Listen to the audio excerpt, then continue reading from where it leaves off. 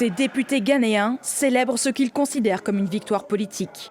2 ans après une première tentative avortée, ils ont adopté vendredi une loi anti-LGBT visant à durcir considérablement la législation du pays. Ceux qui décident de former des groupes pour défendre les droits des personnes LGBT enfreignent la loi.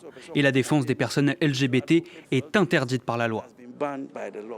Parmi les principales dispositions de ce texte controversé, jusqu'à 3 ans d'emprisonnement pour les personnes reconnues coupables de relations homosexuelles, entre 3 et 5 ans de prison pour la promotion, le parrainage ou soutien intentionnel des activités LGBT, et toute personne se présentant comme un allié de la communauté pourrait également être poursuivie et condamnée.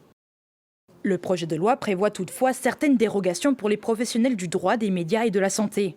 Les avocats pourront continuer à représenter les personnes LGBT sans encourir de sanctions. Les médias resteront autorisés à traiter des questions liées à la communauté et les professionnels de santé pourront dispenser des soins, proposer un accompagnement psychologique et pratiquer des interventions médicales sans être inquiétés. Un texte vivement dénoncé par de nombreuses ONG, des défenseurs des droits humains et des militants LGBT. Le projet de loi anti-LGBT ghanéen a été adopté aujourd'hui. Alors que nous continuons à nous battre, ne paniquez pas, n'ayez pas peur. Ils viennent d'adopter le projet de loi, mais le président ne l'a pas encore signé. Cette loi avait déjà été adoptée à l'unanimité par le Parlement en février 2024. Mais l'ancien président, Nana Akufo-Addo, resté en fonction jusqu'au 7 janvier 2025, ne l'avait jamais promulguée.